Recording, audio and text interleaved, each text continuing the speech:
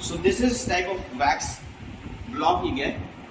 Now what you can do is, you see, like if you see a block, the tissue is closer to one of the surface. Here you find the tissue is closer to this. So the opposite surface, where the tissue is far off from there, we press upon to this. This is a block holder. You press upon this, so there are ridges into this, so that block gets fixed into this block holder. Now this block holder has to be fixed into a microtome, so that it gets fixed there. And then you need a knife, that is microtome, that will keep cutting it into slices. We're going to learn about the microtome as well now from Soumya. So Soumya, we have got this block fixed onto this block holder. Next, tell me the procedure now. Before cutting the sections, we have to, there is one must trim the excessive edges on the wax block, so that there will not be excess wax on the side. That's also important. You need to have extra amount of wax. So there's a tissue here. You just have to remove the excess amount of wax surrounding to the tissues. Okay, then we fix the tissue. This is the rotating microtome. This is the rotating microtome. We fix the tissue here. This is the block holder of the microtome. you tell us like how the block is fixed inside. This is the block holder and this is the knife holder. So this is the knife. This is the edge of the knife. So we keep these are the screws for adjusting the block holders. So we keep the block holder in this slot and tighten the screws, so it gets fixed.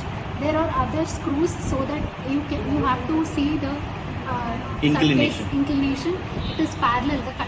The surface of the tissue and the knife are parallel to each other, or its uneven sections will get uneven. So this is what rotary microscope. This is a rotary microtome. There are other microtomes as well. One is the sledge microtome, that is used for some bigger tissue. I think. Sledge microtome. Anyway, so she has taught us like how this is going to be fixed here. Show how it is used. Fix it.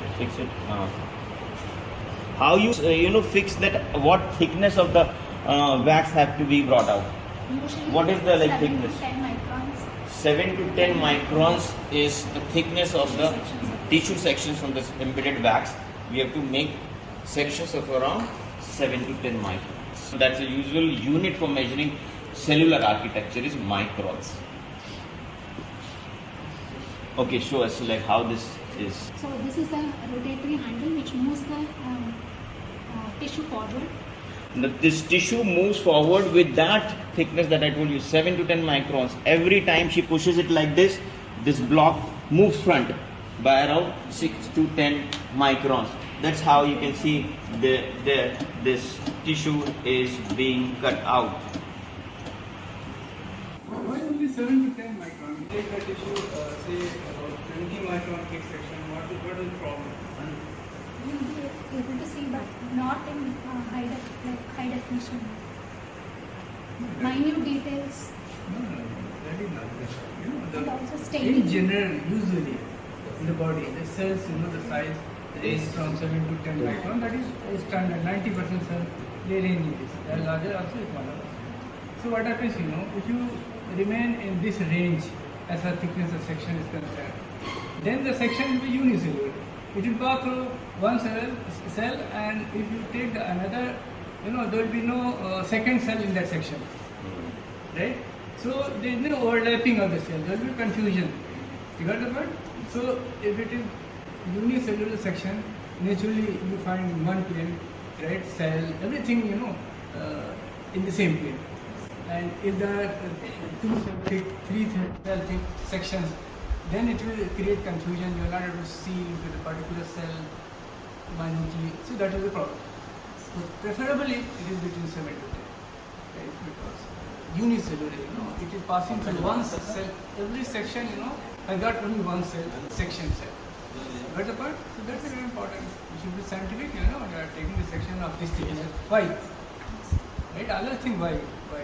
Then you are able to explain. Okay.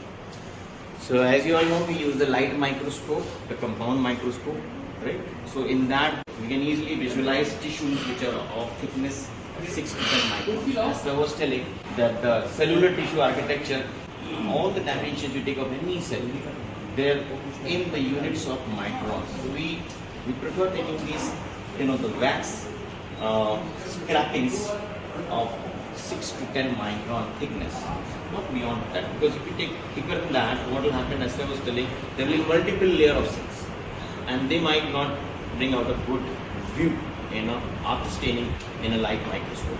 So that's why we take this thickness of 6 to 10 microns. Now, Soumya, show us that ribbon thing what you was telling.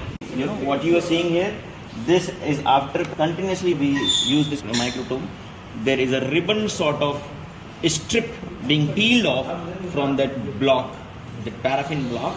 This is the type of ribbon that is brought out. Here, there's some ribbons already prepared under this. Here, these are already the scrapings from the wax which are brought in the form of a ribbon. With this is a very, very light. You can see they're even flying out with the air. There's a fan running above us. So you can imagine how delicate this, how thin these wax scrapings are, embedded with tissues here inside this. Okay, so these are the ribbons. Now, how to bring out the tissue from these ribbons, wax ribbons?